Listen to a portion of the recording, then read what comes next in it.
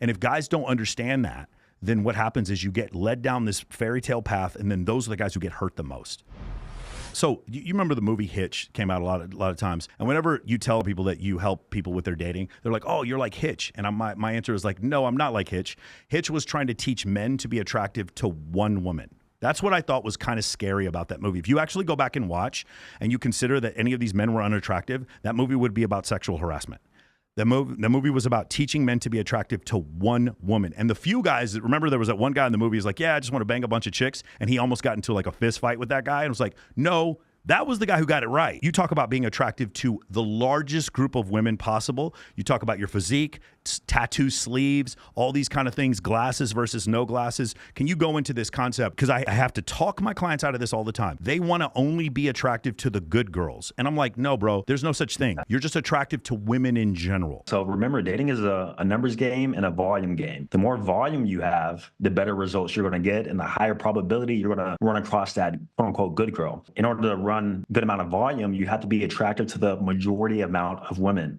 You cannot niche yourself down to a certain archetype because you're not going to have enough volume. For that reason, like you said, the glasses stuff, or maybe there's so many ways to niche down. Extreme muscularity, a ton of tattoos, even like there's so many different examples. But overall, if you can define what is objectively attractive and what is universally attractive, and if you can apply that to yourself to where you're attractive to all types of women, all types of races, all types of demographics, then that's when you're going to once again have that higher probability of finding potentially a good girl or whoever else that you might be into. So even me as a black guy, I don't niche myself down in terms of my hairstyle. Like I'm not growing dreads or showcasing what they call like the thug maxing or like the hood sort of stereotype. I'm very like clean cut, well spoken, and for that reason, I appeal to multiple races. White women love me, Hispanic women love me, Indian. I've been with Asian, like I've been with black women too, not the hood black women or the hood white girls, but for the most part, I still have that universal sort of appeal. And that's how I've presented myself, and that's how I carry myself too. I'm going to guess that there are probably a lot of girls where you were the first African-American guy that they were ever with because you presented yourself that way. Exactly. I've heard that quite a bit, actually. Yeah. The reason why I think it's really important for guys to understand this, to grasp this concept, I just finished Alan Roger Curry's, one of his books yesterday, or a couple days ago. And one of the things he talks about at the end is why men become misogynists. And I don't agree with everything Alan Roger Curry has to say, but I do agree with this very much so. It's not when a man gets rejected by a woman. It's when a man wastes his time believing that a woman is like sitting there, like she's selling purity. She's like, oh, you should just wait. We're not going to have sex on the first date, second date, third date. And then she becomes like his male girlfriend. And then he finds out that she did sleep with a guy the first time she met him while their friendship was going on. That's where the resentment actually comes. And if you don't understand this concept of women selling purity, you can put yourself into that trap. Yeah, exactly. I have a few beliefs that might be controversial. The first one is that no girl is ever like truly single. They're always either talking to a guy, planning to meet up with a guy, currently sleeping with a guy, whether it be their ex or a past guy, or planning to sleep with a guy. Like, no girl's like truly ever just chilling. And if they are, then it's purely by choice for the reasons that I mentioned before. But also in terms of girl game, and this is game for the girls, is that to some degree, you do want to sell purity, but you want to allow it to progress each time you meet the guy. So most guys are going to classify you as, a slut or easy if you sleep with him on the first date, or especially if it was really fast, like you guys talked for 20 minutes and then took you back to your place. Yes, and guys are going to think you're easy. However, if you let things physically escalate a little bit each date, so the first date, you guys hug with a kiss. Second date, you make out with some light touching. Third date, he gets close, some nipple play or something. Fourth date, you go all the way. And if girls would approach it more that way, the guy would still be able to get what they want, or it'll be mutual. Both will get what they want. But also the guy will also respect the woman more. And for that reason, it will turn into something more fruitful. And that's personally something that also has happened to me. And the girl who I'm seeing now is that the progression happened very like that.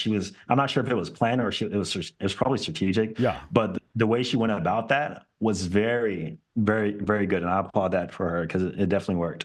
Yeah, and I talked to my my girlfriend, and it was the third night that we were hanging out. But by the way, I was hosting a bikini competition in Cancun, and there were 70 girls competing. And it was the third night we hung out that we ended up being together. And she told me, she's like, I wanted to on the first night, but I wasn't going to do that on the first night. So that's another thing that you find out is their genuine desire. It's not a problem if a girl makes a guy wait 2 or 3 dates. It's just that if you're going to make me wait, but Chad and Tyrone don't wait, that's where I think a lot of girls don't see where the issue is, and a lot of guys don't recognize that you think you're a woman selling you purity, and it's her adaptation for you to believe she's pure. And she's not deliberately lying to be, malicious, but it's a situation where she's doing this so that you'll respect her more and find her more attractive. So it does, that whole thing does become very difficult. But I think the term I like, I've heard before is women break rules for alphas and make rules for betas. And if you don't recognize that as the case, then when it happens to you, you're going to be very upset. I can't think of anything that would probably make a guy more upset than that whole concept of like spending a bunch of time and money. And I'll give you one other thing. You mentioned before about leading with money. I live in a city, and so do you, where there's a lot of sugar babies. And I'll talk to a lot of these girls because I'm really interested in their mentality. And they'll always be ridiculing their sugar daddy. Always. And whenever I talk to them, they're making fun of their sugar daddy. There's something wrong.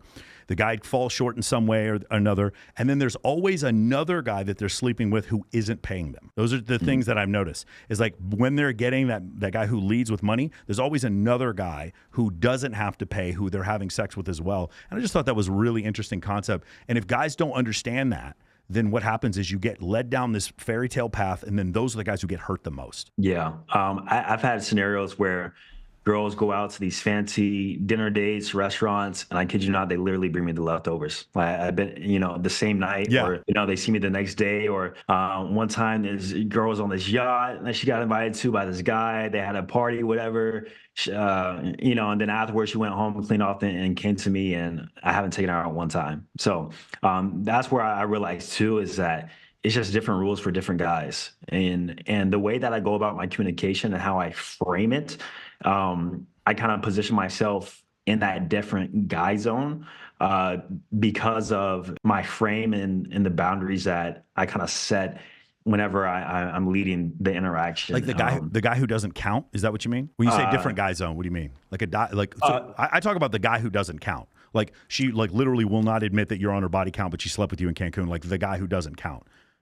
That's definitely an aspect of it, and I'm sure I don't count list too. Yes. But I'm talking about the guy who doesn't even have to take her out on a date. Yeah. I've had many girls come right over the crib, but other guys, they have to take her out to dinner first. Yeah. Different rules for different guys. Yeah, you'll know you're doing it right when you're sitting at home playing Red Dead Redemption, and she leaves a dinner date to come over to your place and brings you food. I've definitely seen that before, for sure.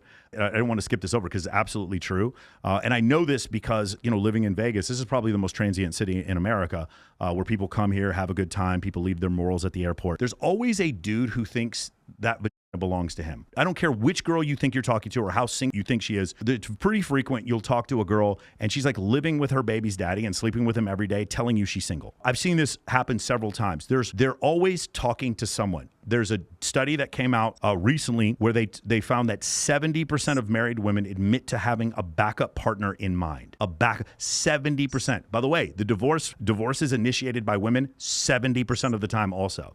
So it's just this interesting concept.